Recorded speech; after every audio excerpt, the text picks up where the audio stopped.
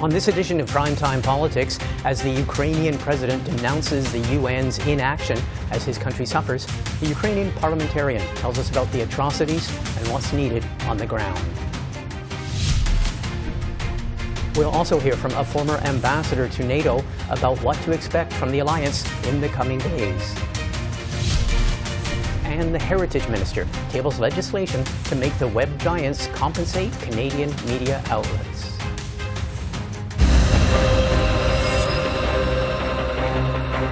But we start with the latest message to the world from the Ukrainian president. In an address to the UN Security Council, Volodymyr Zelensky shared the latest graphic images of alleged Russian massacres of Ukrainian civilians. Zelensky condemned the United Nations inaction, saying that the key institutions of the world are not working. And he called for a World War II Nuremberg-style tribunal to hold Moscow accountable. Now we need decisions from the Security Council for peace in Ukraine. If you do not know how to make this decision, you can do two things. Either remove Russia as an aggressor and a source of war, so it cannot block decisions about its own aggression, its own war. And then do everything that we can do to establish peace. Or the other option is, please show how we can reform or change, dissolve yourself and work for peace. Or if there is no alternative and no option, then the next option would be dissolve yourself altogether. And I know that you can admit that if there is nothing that you can do besides conversation, we need peace. Ukraine needs peace, Europe needs peace, and the world needs peace. Joining me now is Kira Rudig. She is a member of the Ukrainian Parliament. She joins us from the Ukrainian capital of Kyiv. Ms. Rudik, first of all, thank you very much for joining us again. Thank you very much for having me. You went out to see the sites of some of these massacres, including in Bucha and other areas. What did you see? I mean, you saw it in person. What did you see? I saw many bodies, more than I have ever seen in my life. And I have seen that many of them, they had their hands tied behind their backs. Some people were killed by families, and some died alone. We have seen people whose bodies were ran over by tanks multiple times, and bodies of women who were tried to be burned to cover what happened to them beforehand.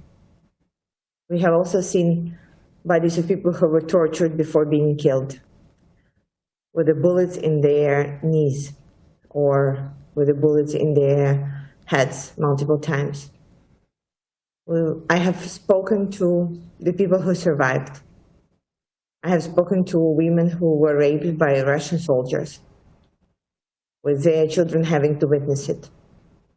I have spoken to families whose relatives were killed, burned alive in the houses where the Russian rockets hit. The worst thing that I heard was a story about the two boys who watched the movie about the pirates, and they learned that if you're holding a white flag, it means that you are not going to fight. And so when their father was taking them away on the car, they had white flags on both sides of the car, and they were holding them. The car was shot, and everybody was dead there. Even the boys who thought that the white flag means something. Your president, President Zelensky, has warned that it's not just Bucha. I mean, the Western world is focused on Bucha because we've seen some images there. We've been told that this is many communities on the outskirts of Kyiv. You can corroborate that?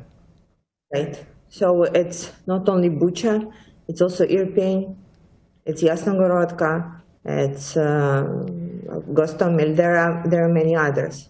And the issue is that there are more on the eastern parts of Ukraine that are still being occupied, and we don't know of the crimes that happened there, but we can predict what's going to happen there, what we will see when we liberate them. What do you make of when Western media, we have to say these are alleged atrocities, these are, the Russians are accused of doing these things, and then the Russians themselves say this is all made up, this is all false, this is fake news, this is all manufactured? Look, this is why on the first day when Bucha was liberated, we took all possible and impossible journalists from the most respectable media, world-renowned media, to go with us and to see it by themselves, to film it, to share the information. So they would see it by their own eyes, they would know what happened there. Because we have been at war with Russia for 8 years, we know how Russia acts, we know all the tips and tricks on their books. War for 8 years, they say it was not them. War crimes committed all over Ukraine, not them. Attacking nuclear plants, also not them. So we know that this is how they act, and that's why we are not surprised. Okay, I want to ask you something. Before we started this interview, I mentioned that 5 of your colleagues were here in Ottawa, 5 fellow MPs were here in Ottawa. They were pressing the Canadian government for more military aid. They were specifically asking for, because you're in the midst of this war, they were asking for heavy armaments, for tanks, for armored personnel carriers, for howitzers, shells. Are you getting any of that in Ukraine? Are you, as a parliamentarian, are you being told about getting the arms that you need to wage this war? No. On the day 40 of the war, we are asking for the same things that we were asking on the day 1. For heavy weaponry, for anti-air force protection, for the S-300s, for the fighter jets, the things that we need not to only stand up, but to actually fight Russia back. And this is what is so painful here, because it's still that the world is watching and is giving us many promises, a lot of condemnation to Russia, and a lot of support to our refugees, a lot of humanitarian aid. And we are grateful for that, but it will not allow us to win the war and stop what the same crimes that are happening in Bucha right now. Every single day, when the world is hesitating and thinking, okay, maybe it will magically go away, my people are dying, my women are being raped, my children are being dead by hunger. So, this is why the Bucha case is so important. This tragedy, this massacre is so important, because it makes every single world leader to make a choice. Either he or she closes her eyes at it and saying, okay, we don't know what this is. Mm-hmm. And then they are responsible for that as well. Or they start stepping up and acting. Mm-hmm. I want to ask, we know that there are going to be some more announcements out of NATO. The NATO countries are going to be announcing some further military aid in the next few days, but also sanctions. I know you're president, and you as parliamentarians are showing more and more frustration in the fact that the European nations are still very much dependent on those Russian imports of oil and gas. They're arguing amongst themselves about whether they can bring in sanctions on Russian coal. What's your message in terms of sanctions? We heard your message in terms of arms, but in terms of sanctions? Every single dollar that is going to Russia right now is the support of the horrible crimes that you have seen in Bucha. We have been telling the world that Putin is a tyrant and preparing for a war for 8 years. And everybody thought that this is something that could go away, and it did not. So he was able to accumulate money to afford the war.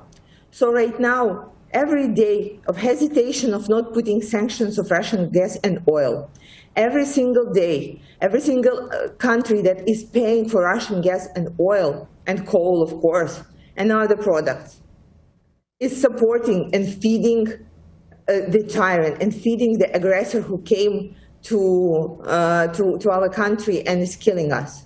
So how does this look? Paying Russia on one hand and sending humanitarian aid to Ukraine with the other hand. Like, what is the world that we are living in that allows countries to do that? Okay, last question in just a few seconds. We're being told that Russia is regrouping. rearming, remanning, re-equipping, and regrouping. Is that the sense that you get there? Yes, that's what they're doing. They're getting ready for another attack. And my question is, and what is NATO doing? Writing an angry email? Okay, we will watch with great interest. The NATO ministers are meeting in the next 2 days. I want to thank you very much. I want to thank you for speaking with us. I want to wish you all the best, and I want to wish you safety and the best to all yours and your loved ones. Thank you, and glory to Ukraine. The debate over NATO military aid to Ukraine was front and center in the House of Commons on Tuesday as MPs spent the entire day debating a Conservative motion calling on the Trudeau government to announce an increase in this week's federal budget of Canada's military spending to reach NATO's target for its member states. Mr. Speaker, this government has been ill-prepared and found wanting too many times on the national security front. They have embarrassed Canadians by their response to Ukraine and by the state of the Canadian forces. The NATO spending goal is 2% of GDP. We are at 1.38% and number 25 overall. Will the Defence Minister commit here and now to increase defence spending in this budget by buying F-35s and moving forward with NORAD modernization? The Honourable Minister of National Defence. Mr. Speaker, I find it unfortunate that the member opposite is characterizing the views of our Canadian Armed Forces as being ashamed. On the contrary, Mr. Speaker, the top of my mandate letter is making sure that the Canadian Armed Forces have the equipment that they need to defend our country. I am focused on delivering results for the Canadian Armed Forces. We are increasing defence spending by 70% over the 9-year period beginning in 2017, including NORAD modernization and including our commitments to NATO. Thank you, Mr. Speaker. Joining me now with more on the international response to Russia's war on Ukraine is Kerry Buck. Ms. Buck is a former Canadian ambassador to NATO, and she's now a senior fellow at the University of Ottawa School of Public and International Affairs. Ms. Buck, thanks for joining us. My pleasure. Thanks for inviting me. Let's start with NATO, which you have a long experience of. What are you watching for over the next few days? There are going to be some more decisions and more announcements out of NATO in the coming few days. What are you watching for? Right. There's a foreign ministers meeting that's starting this evening in Brussels, so probably a couple of hours from now, and it'll last 2 days. What's interesting about this meeting? It's part of a series of in-person meetings that is aimed at ensuring that NATO allies stay firmly and completely aligned in their messaging. There's a lot of moving parts right now. There was an OSCE special meeting today, UN Security Council meeting UN Security Council special meeting today. There's a G7 meeting on Ukraine, and there's the NATO meeting. So all of those moving parts in diplomacy have to be kept together, so there's one consolidated message of resolve that is being consistently sent to Vladimir Putin. So what's going to happen at NATO? They will obviously discuss Ukraine, and I expect ministers to decide to significantly ramp up support to Ukraine, more heavy weaponry, more advanced weapons systems, more support to protect against use of chemical weapons, nuclear weapons, more cyber resilience. I also expect that neither NATO nor individual leaders will be too detailed about what they're providing. That's part of the strategy of and security concerns they have. So there should be more coming out of that. The second thing on Ukraine, there'll be more pressure on Russia. NATO doesn't decide sanctions itself, but there will certainly be conversations about the application of sanctions at the NATO table. And I would expect EU decisions to be forecast out of the NATO meeting and possibly decided this. We'll get to that in a second. I want to ask you with a bit more specificity. I know we don't know exactly what NATO is going to announce, but we were talking with MPs on Friday who are here in Ottawa, and they were very explicit. I mean, what they want is, as you mentioned, heavy armaments, armored personnel carriers, heavy guns, howitzers, shells, which they're running out of or they don't have, but even tanks. Do you think NATO would go as far as providing battle tanks? Well, individual allies decide what they give, and they give what they're, as far as they're willing to go. And we've seen in the recent past that the U.S., for instance, hasn't been as keen on providing planes, fighter jets, that kind of thing. So we'll see how far they go, and not all of it will be visible, to be frank. Yeah. But the other thing is, because the war is entering a new phase, it's about the heavy weaponry, about advanced weapon systems, but it's also about sustainment for the Ukrainian fight. So logistics, medical, a whole host of other pieces of support that they'll need to continue. Because what's happening right now is Russia's pulling out of Kyiv, but they're going to reman, rearm, resupply for what will probably be a major onslaught in the Donbass in weeks to come. And so Ukraine has to be ready for that. And it promises to be bloody. I want to take you up on something you said. You've mentioned it twice now, and it's very interesting. You mentioned that the NATO countries are, we'll get to sanctions, but NATO countries here are not necessarily going to advertise what they're giving. Is that because of the lesson that we learned from that Polish proposal to provide MiG fighters to Ukraine? It went public. It got very public exposure. Then there was a public airing of the fact that those fighters would be sent to an American base in Germany, and the whole thing was pulled down because it would attract the ire of Russia. And that part of the gift of this is to try and do it on the sly. That's definitely one of the reasons. There's another one. But yes, NATO solidarity and unanimity is part of NATO's power, right? It's the political advantage it has. And so it gets really difficult when some NATO allies push ahead publicly on proposals in an effort to push their fellow allies, and it crumbles. And that's not a good thing for NATO, and it's not good for messages of resolve. So that's part of the reason. But the other reason is, you know, Ukraine's security interests too. They don't have an interest in having the other side, the enemy, know all of the hardware they're getting. It's not useful to them in waging their war of resistance against Russia. Okay. Sanctions. You mentioned that you anticipate a ramping up of sanctions. We're hearing reports that the European Union is discussing, they're not boycotting Russian oil or gas. The countries are still dependent on that, but they are discussing a possible boycott of Russian coal. But even that is creating tensions among the member states of the European Union. What do you make of it? Well, I mean, the EU's done a lot in terms of sanctions so far. They've gone farther than they were prepared to go in 2014, for instance, after the Russian invasion of Crimea. And so that's a good thing. But it is clear that there is room on Russian energy supplies for further tightening the screws. Russia's budget, a huge part of it, is fed by their energy sales. And it's really hard to sustain. And I would expect and hope that the pressure on Europeans to start to wean themselves more quickly off of Russian energy sources. I hope they'll move fast on that. I won't hypothesize. Okay. I'm hopeful, but I don't know how optimistic I am. Okay, last point. In his address to the United Nations Security Council, President Zelensky today called for a World War II-style, Nuremberg-style tribunal to prosecute Russian atrocities. He says that the current system's just not working. He literally tore a strip out of the United Nations Security Council. What do you make of that proposal in terms of investigating war crimes? Well, yes, absolutely. The evidence is starting to mount that there are war crimes, crimes against humanity, and potential genocide underway. And the key right now is to build that evidence base that is ironclad and solid. We're seeing Russia already start to deny, and they're using a playbook they've used consistently over the last few years. They used it after bombings in Syria. They used it after the Salisbury poisoning. They've used it after the downing of the passenger jet over Ukraine.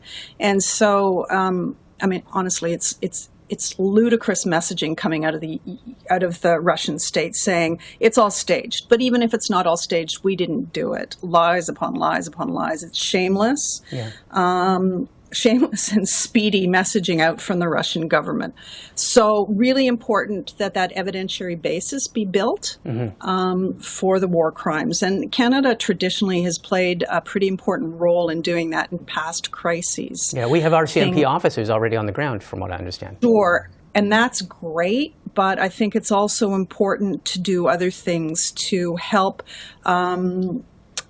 other states, help ourselves collect evidence from victims, provide psychosocial support so victims aren't re-traumatized, preserve the evidence from mass graves, provide forensics teams, provide lawyers and investigators who are really schooled in sexual violence and conflict so that they know how to handle that evidence.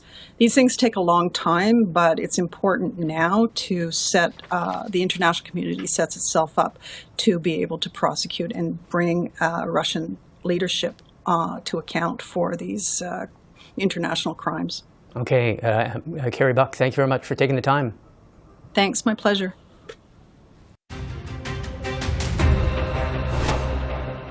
Canada's Heritage Minister today tabled legislation to make the so-called web giants like Google and Facebook pay Canadian news and media outlets for their content.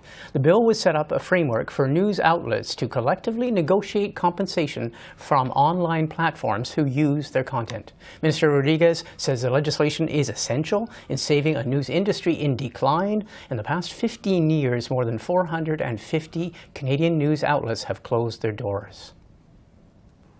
Joining me now is the Minister of Canadian Heritage, Pablo Rodriguez. Mr. Rodriguez, thanks for joining us.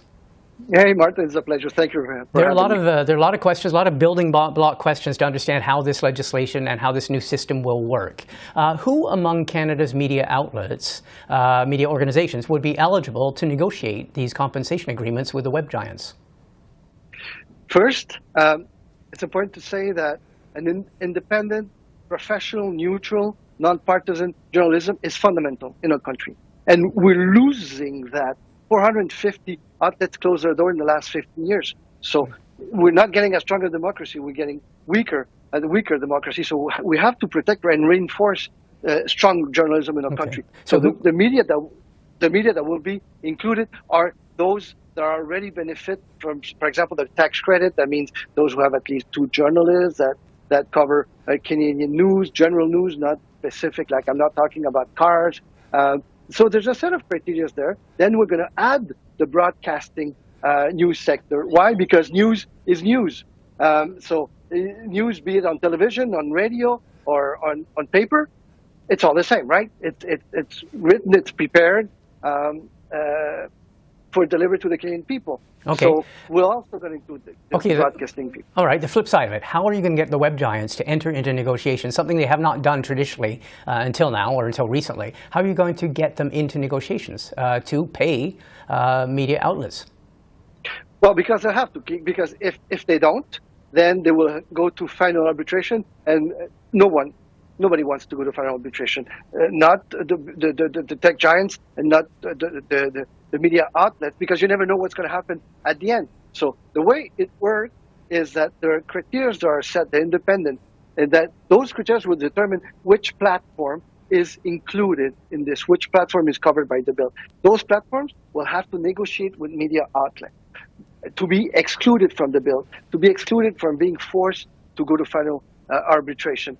But for them to achieve that, they need to have agreements not only with big players. It's fine if they have with big players, sure, we want that, but also with small players, with independent, regional, and local news, ethnic media, indigenous. If they have that kind of deals with the ecosystem, then they will be excluded from the law and from final arbitration. Okay, but I mean, I'm just a quick question. It's a nuts and bolts question. But if I'm running a small newspaper in Lethbridge or in Cranbrook, or if, as you say, I'm running a small Indigenous newspaper, and it comes to my attention that the media outlets, the web giants are using my content, I have to go through a process. Do I have the money? Do I have the resources to negotiate with a big multinational corporation like Facebook? Well, what we're adding, and this is extremely important, Martin, is that we're adding collective bargaining. And this, because I had many meetings with big players and small players and from everywhere, they're super happy about this. This allows organizations to get together and negotiate as a group with the web giants. And that will give them a much better position. Okay, now you mentioned the next step, and that is if the web giant is found to be, has not reached an agreement, a negotiated agreement on a collective basis with these entities, they then are ordered by your legislation to enter into binding or final offer arbitration. Who will oversee that arbitration? A group of independent arbiters. It's not the CRTC. So during the process, both sides will suggest names of arbitrators, and the CRTC will have a bank of those people. And if it's impossible for the two sides to get to an agreement, then at the end of the process, 3 arbitrators among the groups, chosen by both, will be designated to do the final arbitration. Okay. Now, but it's overseen by the CRTC, because some critics have said that one organization they don't necessarily want to see doing it is the CRTC, because it's criticized for having huge delays already and being very bureaucratic. How do you respond to those concerns? Well, they're involved, but they're not involved that much, and not to the end of the process. Again, the final arbitrators are not the CRTC; they're independent people accepted by both sides. But what the CRTC will do is definitely monitor and produce a report with the help of an independent auditor at the end of the year. So that will tell us which major organizations are benefiting from this. Okay, now you mentioned many times that this is based on, or it's inspired by the Australian model. We haven't heard any official comment from Facebook or Google, who represent 80% of the industry or the advertising revenues. They say they're studying this with interest. They're looking at your proposal. But in Australia, we saw pushback from both of those organizations to the point where Facebook even threatened to not operate in Australia. Are you concerned about possible pushback by the web giants?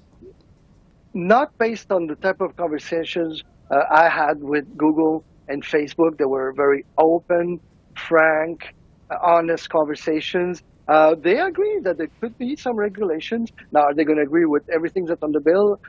Maybe, maybe not.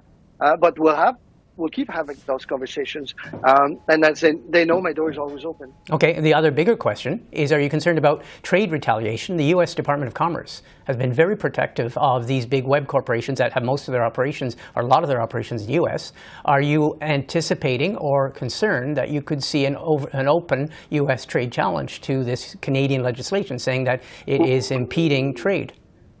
Well, Martin, we've had all along the process, as we were drafting the bill, we had discussions with the Americans about this, and they were very positive. And actually, even in the United States, they're starting to consider this because they see those big tech giants as monopolies, and there's support from both sides, Republican and Democrat, to do something. We'll see what they do. Okay, last little question. If I am a media outlet, and if I'm maybe waiting for this collective that's negotiating my due rewards, my just payment, how long does this negotiating process, once the bill is in effect, how long could this whole process take? 6 months, a year, what?